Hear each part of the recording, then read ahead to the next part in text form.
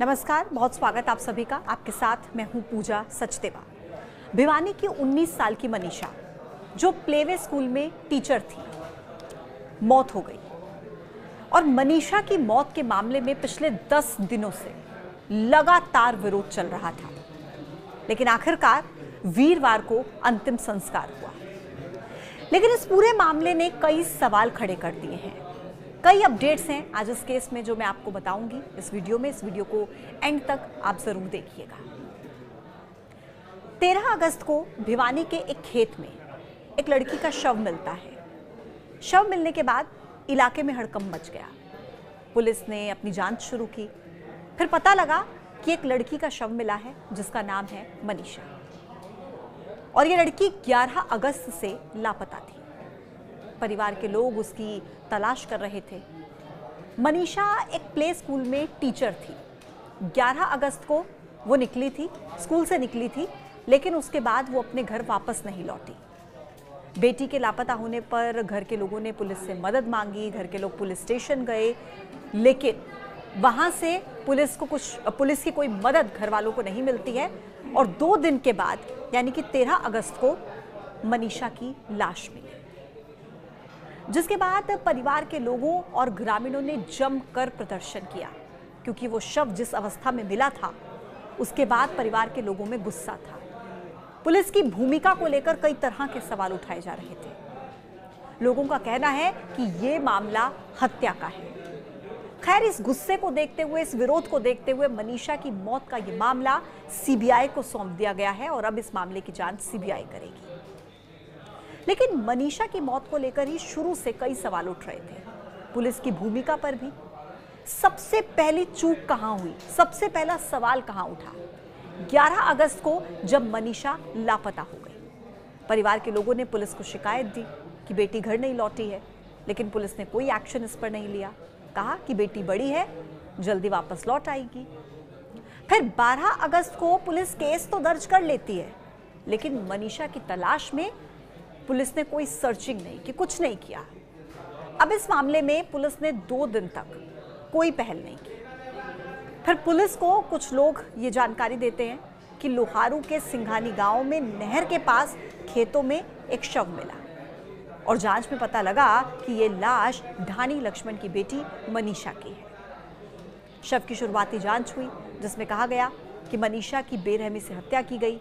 बेटी के हाल को देखकर ग्रामीण परिजन सब भड़क गए, और फिर भिवानी अस्पताल में पोस्टमार्टम हुआ, जिसके बाद परिजनों ने मनीषा का शव लेने से इनकार कर दिया। मामले ने खूब तूल पकड़ा। पुलिस की लापरवाही की खबरें उजागर हुई।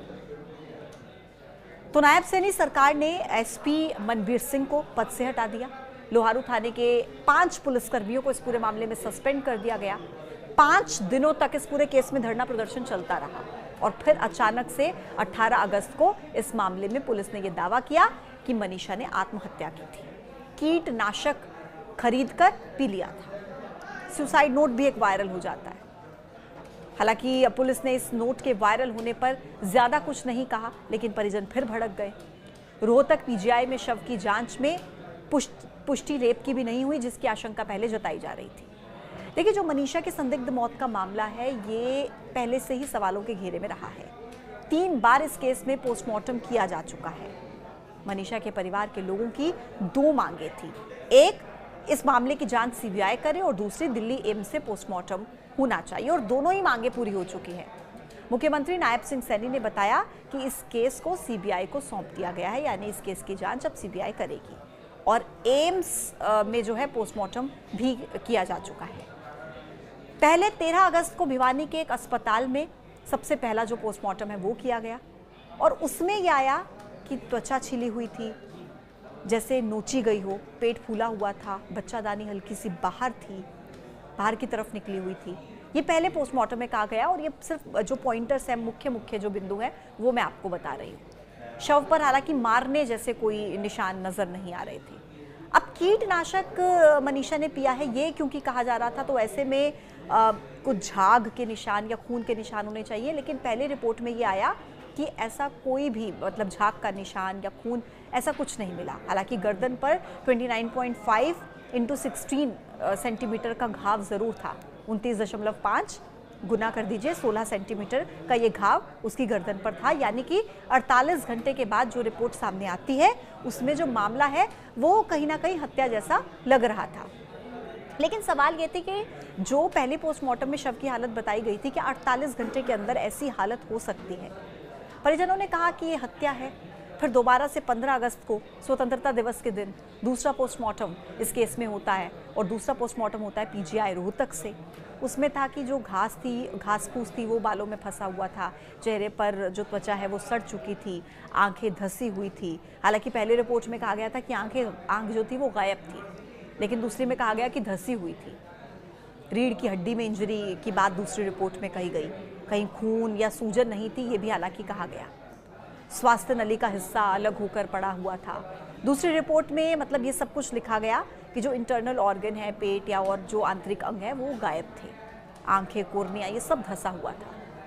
अब इस रिपोर्ट में ये कहा गया कि कोई, यहाँ पर भी यही था देखिए कि कोई झाग नहीं मिला। अगर किसी ने कीटनाशक या जहर जैसा कुछ पिया है तो कुछ तो झाग मुंह से निकला होगा, लेकिन ऐसा कुछ नहीं मिलता है।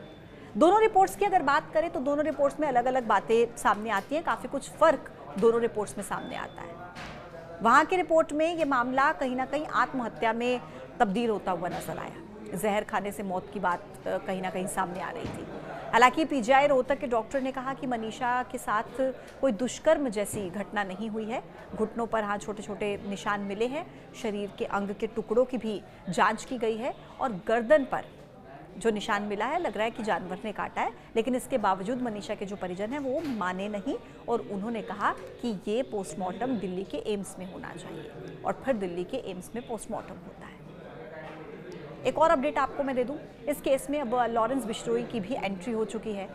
बिश्नोई गैंग ने सोशल मीडिया पर पोस्ट करके चेतावनी दी है।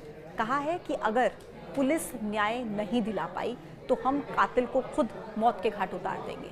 उस पोस्ट में ये लिखा गया कि बहन मनीषा को इंसाफ दिलाया जाएगा, चाहे सामने कितना भी पावरफुल आदमी क्यों ना हो।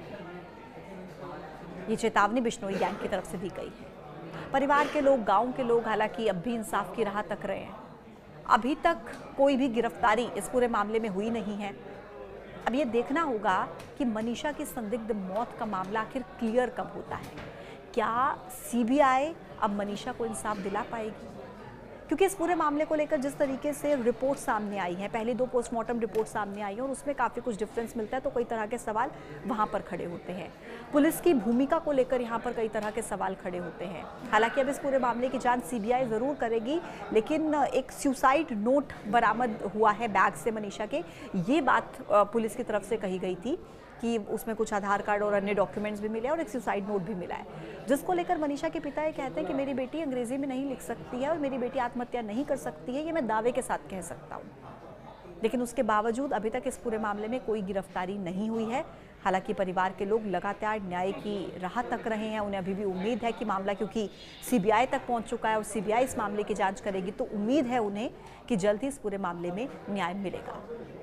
खैर, आप इस केस को लेकर क्या सोचते हैं, कमेंट बॉक्स में अपनी राय जरूर दीजिएगा। आज के वीडियो में इतना ही। देखते रहिए न्यूज़ 18। नमस्कार।